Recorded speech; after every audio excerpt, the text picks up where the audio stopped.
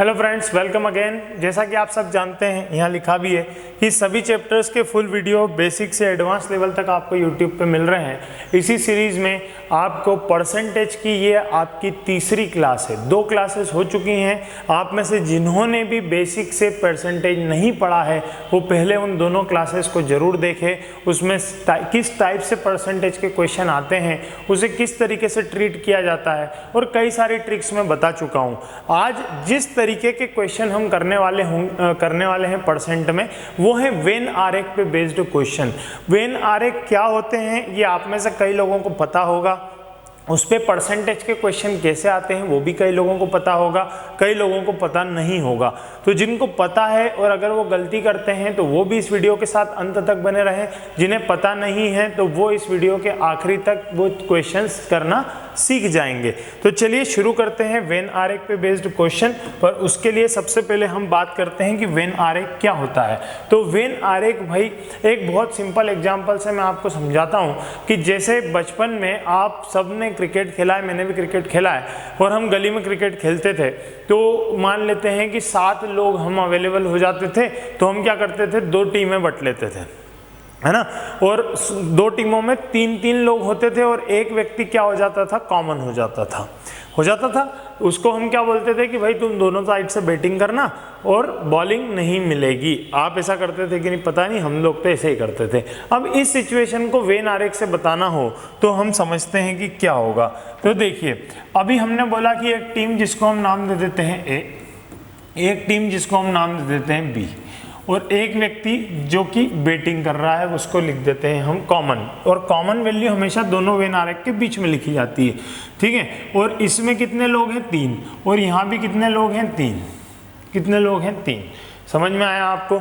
यहाँ पे मैंने 3 लिख दिया, यहाँ पे 3 लिख दिया और यहाँ पे 1 लिख दिया। पर अगर मैं आपसे पूछूं कि बताओ टोटल टीम ए में कितने खिलाड़ी खेल रहे हैं, तो आप क्या जवाब देंगे, 4। अब मैं आपसे पूछूं कि बताओ टीम बी में कितने खिलाड़ी खेल रहे हैं, टीम बी में कितने खिलाड़ी खेल रहे हैं, तो भी आप बोलेंगे कि भाई 4 लोग खेल रहे हैं टीम बी की तरफ से। और मैं आपसे पूछूं कि कॉमनली कितने व्यक्ति खेल रहे हैं, तो कॉमन कितना है, 1। अब समस्या ये है कि जब आप इस सबको ऐड करते हो तो यहाँ पे वैल्यू क्या आ जाती है, 9।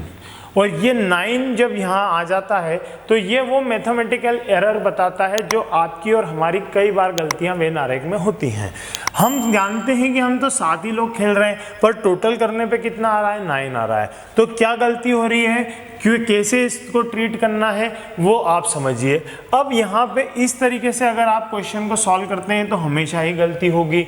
आपको कैसे सॉल्व करना होगा, आपको देखना होगा कि ओनली टीम 1, ओनली टीम ए, मतलब उन लोगों का पता लगाओ जो केवल टीम ए के लिए खेल रहे हैं। तो कॉमन व्यक्ति है, वो कॉमन व्यक्ति को आप हटा दीजिए तो कितने लोग रहेंगे, 3 लोग रहेंगे। तो 3 लोग ऐसे हैं जो केवल टीम ए के लिए खेल रहे हैं।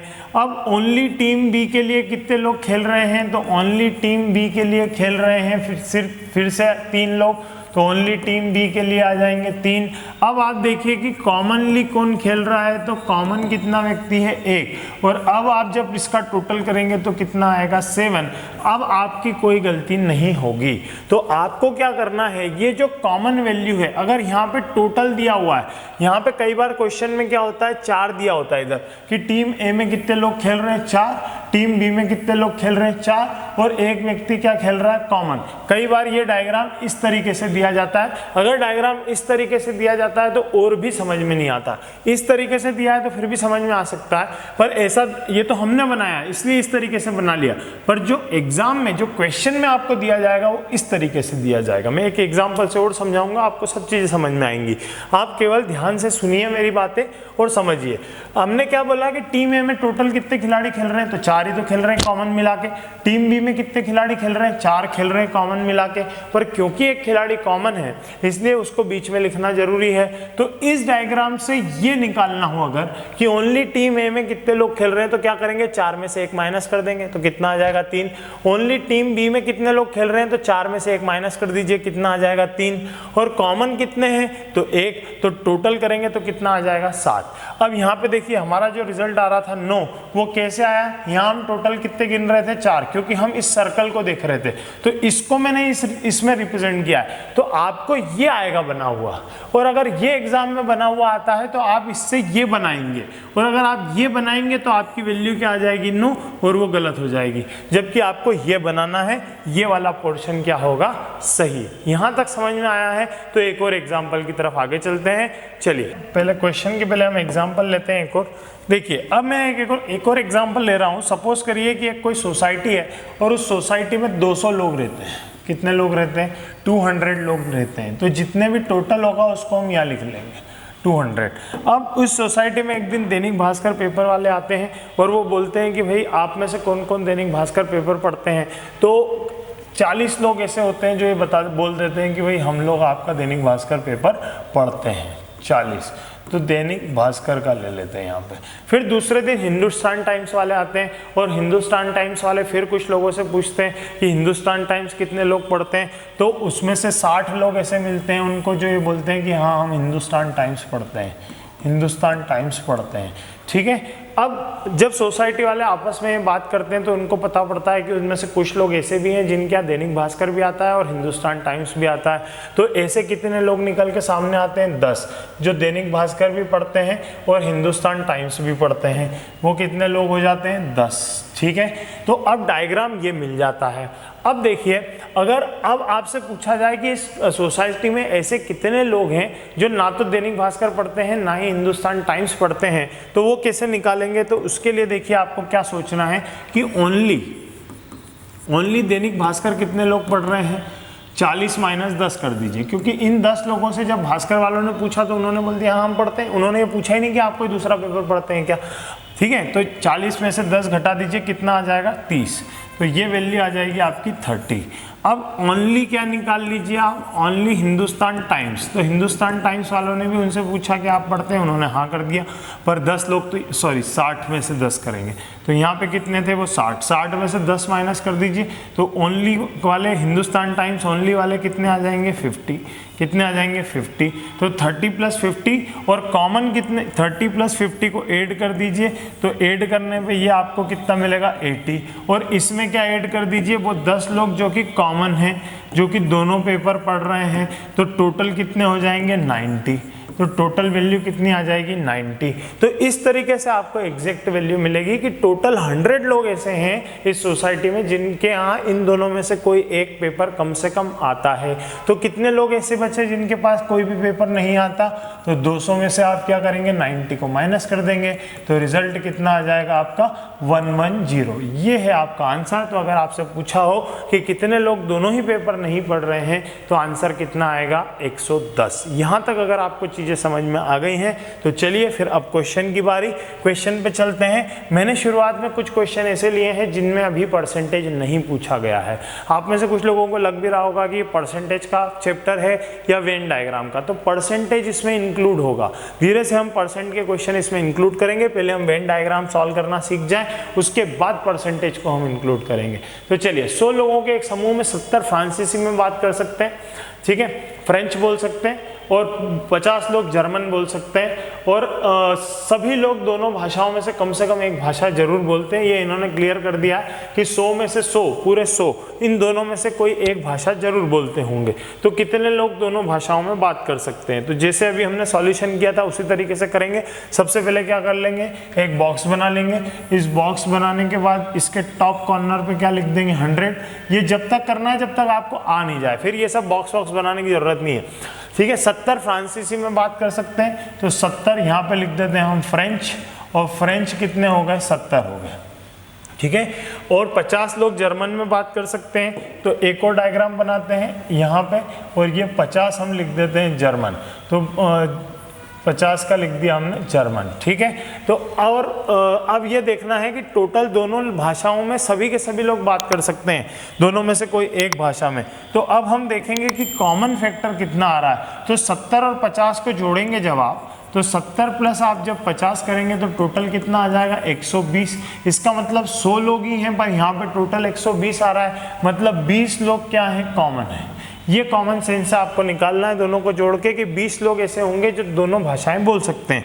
तो आपसे पूछ रहा है कि कितने लोग दोनों भाषाओं में बात कर सकते हैं, ऐसे कितने लोग हैं जो दोनों भाषाओं में बात कर सकते हैं। तो सीधे सीधे आपका आंसर क्या आ जाएगा, 20 लोग आपको ऐसे मिल गए जो दोनों ही भाषाओं में बात कर पाते हैं। क्योंकि क्या हो गया, 70 50 दोनों का टोटल कितना आ रहा था 120, तो 120 में 100 में से 120 तो हो नहीं सकते, तो 20 लोग क्या आ गए कॉमन। अगर आपसे पूछा होता कि सिर्फ फ्रांसीसी में कितने लोग बात कर सकते हैं, तो 70 माइनस 20 कर देते आप, कितना हो जाता 50। सिर्फ जर्मन में कितने लोग बात कर सकते हैं, तो आप क्या कर देते 50 में से 20 माइनस कर देते, कितना आ जाता 30। और दोनों भाषाओं में कितने लोग बात कर सकते हैं 20। तो इस तरीके से आपको टोटल कितना मिल जाएगा 100। क्लियर है, ये क्वेश्चन समझ में आया। चलिए अगले क्वेश्चन की तरफ बढ़ते हैं। अगले क्वेश्चन में क्या बोला है देखिए, पढ़िए, समझिए, समझ के उसको बनाने की कोशिश करिए, वीडियो को पॉज करके, नहीं बने तो फिर सॉल्यूशन को देखिएगा। चलिए देखते हैं। 200 लोगों के एक समूह में 140 हिंदी बोल सकते हैं और 100 अंग्रेजी बोलते हैं। सभी लोग दो भाषाओं में से कम एक भाषा बोलते हैं। कितने लोग दोनों भाषाओं में बात कर सकते हैं, कितने लोग ऐसे हैं जो दोनों भाषाओं में बात कर सकते हैं।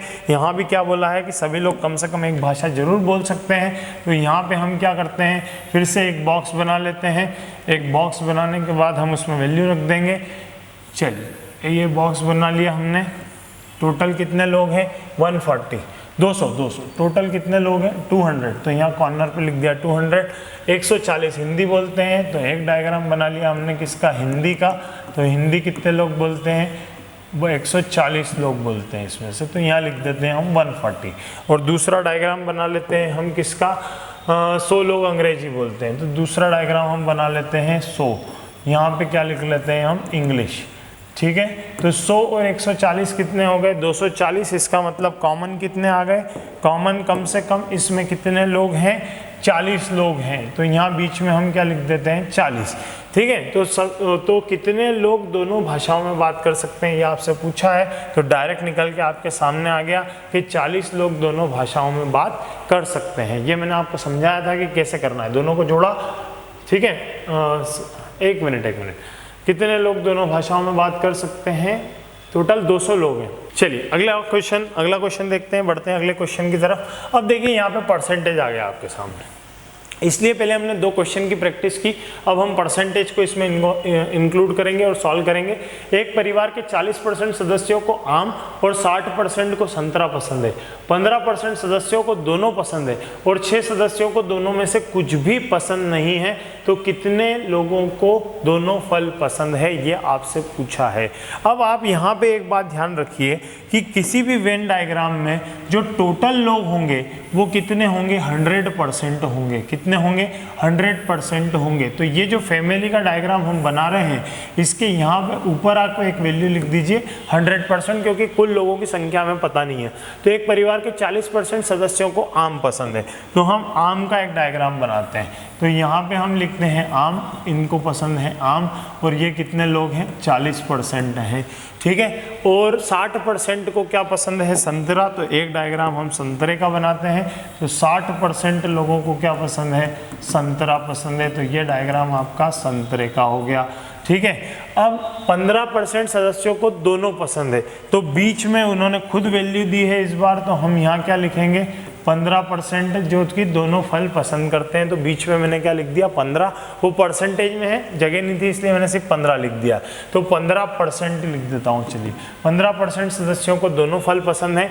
तो अब बोला 6 सदस्यों को दोनों में से कुछ भी पसंद नहीं है, तो ये पहली ऐसी वैल्यू है जो परसेंट में नहीं दी है। तो यहाँ पे आप एक बॉक्स बना दीजिए और यहाँ लिख दीजिए 6 लोग, और यहाँ लगा दीजिए दोनों ही फल पसंद नहीं है, ऐसा क्रॉस लगा दीजिए। ठीक है, 6 लोगों को दोनों में से कुछ भी फल पसंद नहीं है, तो कितने लोगों को दोनों फल पसंद है ये आपसे पूछा है। अब मैंने आपको क्या बताया शुरुआत में कि टोटल परसेंटेज कितना होगा 100%, जबकि यहाँ देखिए 40, 60 और 15, तो टोटल 115 हो रहा है। तो अब हम क्या करेंगे, अब हम वही काम करेंगे जो शुरू में मैंने आपको बताया था, ओनली मैंगो, आम कितने लोगों को पसंद है वो देखेंगे। तो 40% माइनस 15%, तो ये आ जाएगा आपका 25%। तो 25% लोगों को सिर्फ केवल आम पसंद है।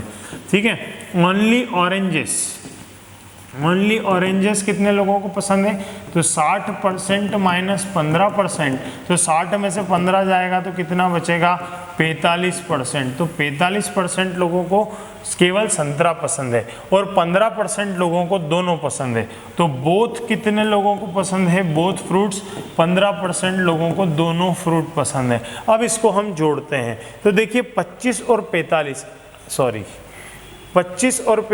इसको आप जोड़ेंगे, 25 और 45 को जोड़ेंगे तो यहाँ से आएगा आपका 70 और 70 में आप 15% जोड़ेंगे तो टोटल आ जाएगा 85%। मतलब ये पूरी चीज़ें आपको 85% लोगों के बारे में जानकारी दे रही हैं। मतलब यहाँ पे जो डायग्राम है उसमें 85% लोगों के बारे में जिक्र है, तो 15% वो लोग हैं जिनको दोनों ही चीज़ें पसंद नहीं है। तो वो 15% कौन होंगे, ये 6 लोग। तो इस सेक्शन को हम क्या बोलेंगे कि ये कितने परसेंट है, 15% है। और 15% की वैल्यू क्या है, 6 है। तो अगर फैमिली में 15% की वैल्यू 6 है और जिनको दोनों ही फल पसंद नहीं है, तो जिन लोगों को दोनों फल पसंद है उनका परसेंट भी 15% है। तो इस 15% की वैल्यू भी क्या होगी, 6 ही होगी। क्यों होगी, क्योंकि अगर यहाँ पे 6 लोगों की वैल्यू 15% को रिप्रेजेंट कर रही है, तो यहाँ पे भी 15% जिनको दोनों फल पसंद है वो भी कितने लोग होंगे, 6 ही लोग होंगे। तो आंसर क्या आएगा, सी। 6 लोग ऐसे हैं जिनको दोनों फल पसंद हैं और इस फैमिली में 6 लोग ऐसे हैं जिनको दोनों ही फल पसंद नहीं हैं। समझ में आया, बहुत अच्छा क्वेश्चन था।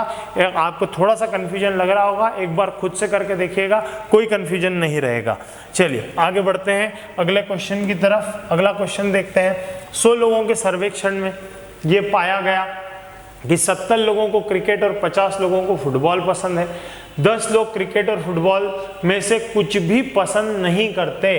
केवल क्रिकेट को पसंद करने वाले लोगों की संख्या ज्ञात करने के लिए क्वेश्चन आया है। देखिए बहुत बढ़िया है ये भी क्वेश्चन, इसको भी बनाते हैं हम। तो फिर से क्या करेंगे, एक बॉक्स बनाएंगे। एक बॉक्स बनाने के बाद ऊपर कितना लिख देंगे, टोटल 100 लोग। तो यहाँ लिख देंगे हम 100। टोटल कितने लोग हैं, 100। 70 लोगों को क्रिकेट पसंद है, तो एक डायग्राम बनाएंगे किसका, क्रिकेट का। तो क्रिकेट में हम लिख देंगे 70 लोग। और 50 लोगों को क्या पसंद है, फुटबॉल।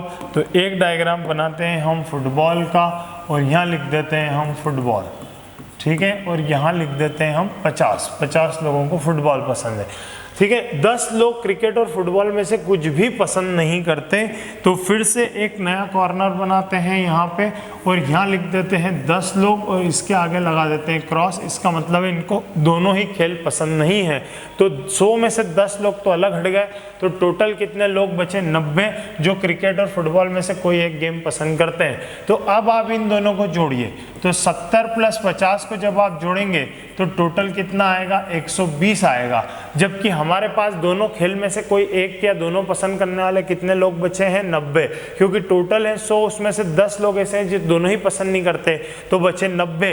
तो यहाँ पे 90 को माइनस कर दीजिए। तो 90 को इसमें से माइनस करेंगे तो कितना आएगा, 30। और ये क्या हो जाएंगे, कॉमन।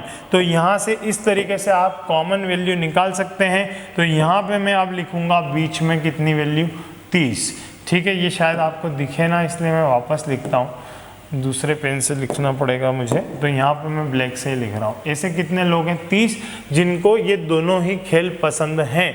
तो अब ओनली क्रिकेट वाले कितने हो जाएंगे, 70 माइनस 30 बराबर क्या आ जाएगा, 40।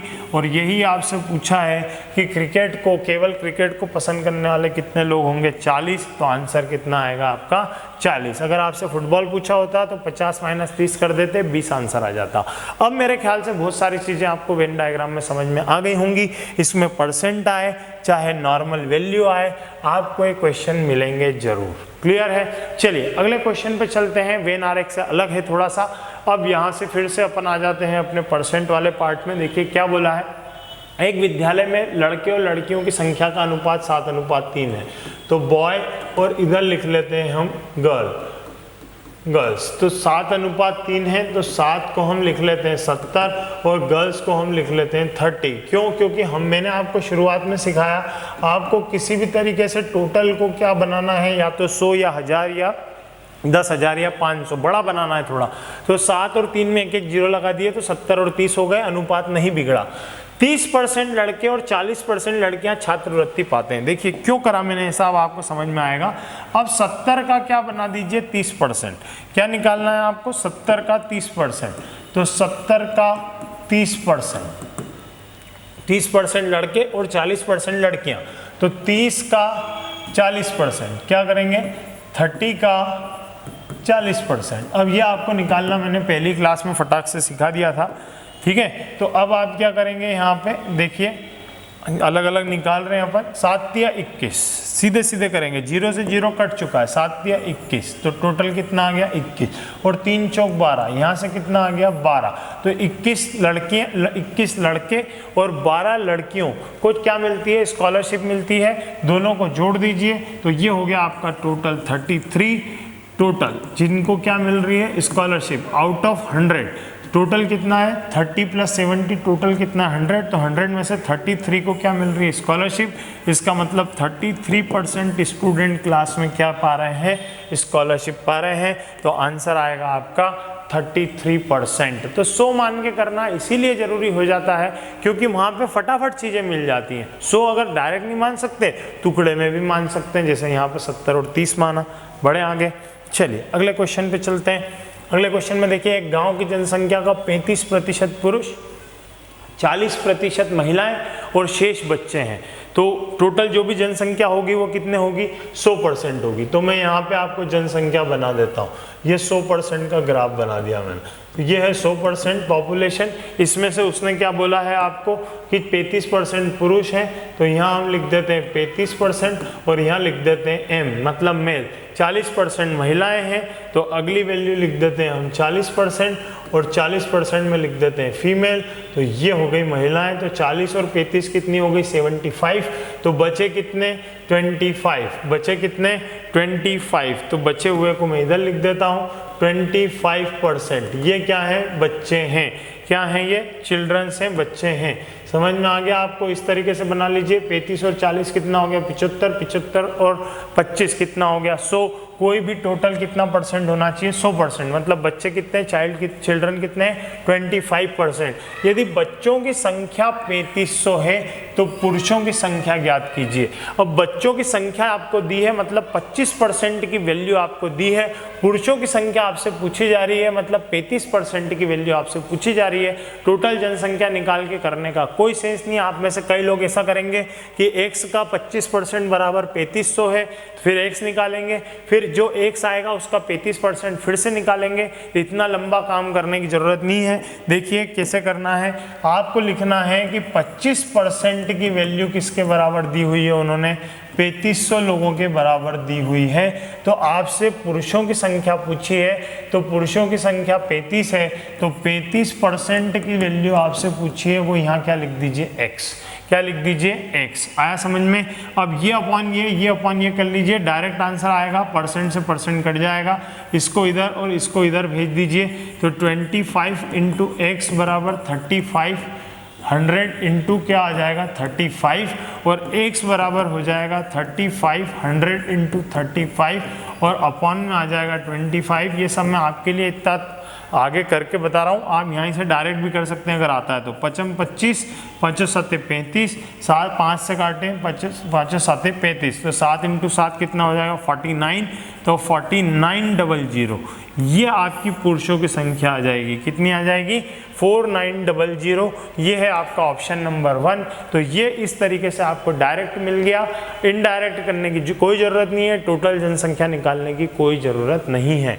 25% की वैल्यू दी है, 35% की पूछी है, उसको रख दिया x। क्लियर है, आया समझ में। अगले क्वेश्चन की तरफ चलते हैं। अब देखिए अगला क्वेश्चन थोड़ा सा आपको अब वॉल्यूम के तरफ ले जाएगा। देखिए परसेंटेज एक ऐसा टॉपिक है जो वॉल्यूम में भी लगता है, एरिया में भी लगता है, रेशो में भी लगता है, एज में भी लगता है, प्रोपोर्शन में भी लगता है, मिक्सचर में भी लगता है, सब में लगता है। तो आप इससे मत घबराइए कि अरे ये तो भाई वॉल्यूम आ गया, कोई बात नहीं। घन क्या होता है क्यूब, इंग्लिश में क्या बोल रहे हैं घन की भुजा को 100% बढ़ाया गया मतलब क्यूब को। Edge of a cube is increase by 100%, then the surface area of the cube is increase by how much %। तो आपको ये पता होना चाहिए पहले तो कि क्यूब क्या होता है। तो मैं यहाँ आपको क्यूब बना के बता रहा हूँ, ये आप देखिए समझिए। ये होता है भाई आपका क्यूब जिसमें सारी साइड्स जो होती हैं वो क्या होती हैं इक्वल होती हैं। ठीक है, सारी साइड्स क्या होती हैं, इक्वल होती हैं। तो यहाँ पे आपको दिख रहा होगा ये क्यूब, अब इसकी सारी साइड्स क्या है, इक्वल है, तो घन की भुजा में 100% की वृद्धि की गई। तो मैं ऐसा मान लेता हूँ शुरुआत में कि इसकी जो साइड है वो कितनी थी, 10, इसमें 3 साइड्स हैं, वो कितनी है, 10। अगर 10 है तो सरफेस एरिया यानी पृष्ठीय क्षेत्रफल, इसका फार्मूला होता है 6a²। तो मैं निकाल लेता हूँ, तो 6 × 10 × 10, 10 का स्क्वायर, तो वैल्यू क्या आ जाएगी मेरी, 600। क्या आ जाएगी, 600। तो मेरे सरफेस एरिया की वैल्यू पहले कितनी थी, अगर मैंने भुजा 10 ली है तो कुछ भी ले सकते हो आप, 10 ले सकते हो, 20 ले सकते हो, 50 ले सकते हो, जो आपकी मर्जी वो ले लीजिए। इस फार्मूले में वैल्यू रख दीजिए और एक वैल्यू निकाल लीजिए सरफेस एरिया की। अब उसने बोला है कि मैंने घन की भुजा में 100% की वृद्धि कर दी। देखिए 100% की वृद्धि का सीधा मतलब होता है डबल कर देना। तो जो चीज़ 10 है वो 20 हो जाएगी, अगर आपने 50 लिया है तो 100 हो जाएगी, 20 लिया है तो 40 हो जाएगी। तो अब घन की भुजा कितनी हो जाएगी, now new A is equal to 20। अब घन की भुजा कितनी हो जाएगी, 20 हो जाएगी। फिर से फॉर्मूले में वैल्यू रख दीजिए 6 × 20 × 20, तो ये कितना हो जाएगा, 6a² वापस, तो 6 × 20 × 20, 6 दूनी 12, 12 दूना 24, कितना हो जाएगा, 2400। तो जो पहले कितना था 600, वो कितना हो गया, अब बढ़ के 2400।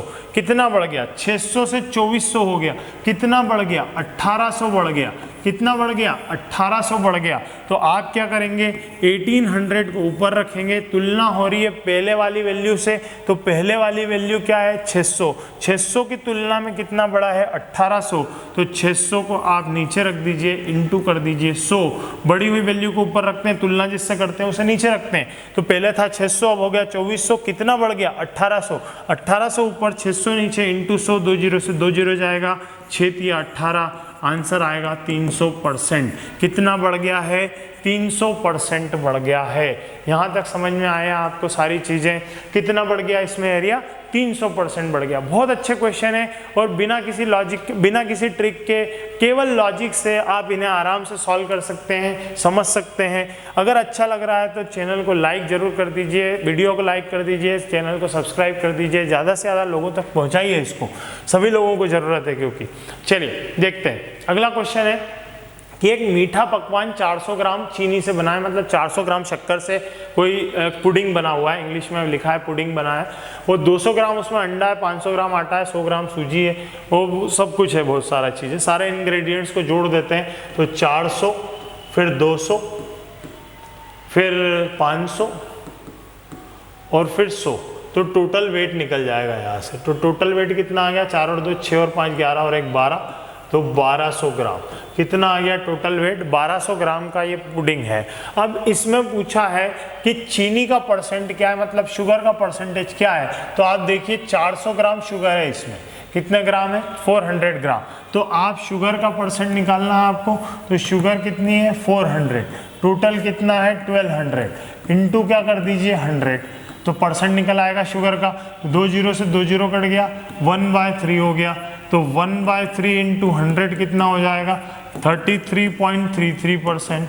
कितना आ जाएगा, 33.33%। मतलब ये जो पुडिंग है इसमें कितना शुगर मिला हुआ है, 33.33%। यहाँ पे केवल 33 लिखा हुआ है और इनमें से कोई नहीं ऑप्शन है, तो आंसर आएगा आपका इनमें से कोई नहीं, क्योंकि एग्जैक्ट वैल्यू क्या है 33.33% है, 33 अप्रॉक्स वैल्यू है। तो यहाँ पे अगर इनमें से कोई नहीं प्रेजेंट है तो आप आंसर लगाएंगे इनमें से कोई नहीं। आज का लास्ट क्वेश्चन देखिए, फिर से वेन डायग्राम से शुरू किया था, वेन डायग्राम पे ही खत्म कर रहा हूँ, इसलिए आखिरी क्वेश्चन फिर से वेन डायग्राम का लिया है ताकि आपको फिर से रिकॉल हो जाए क्या कर रहे थे।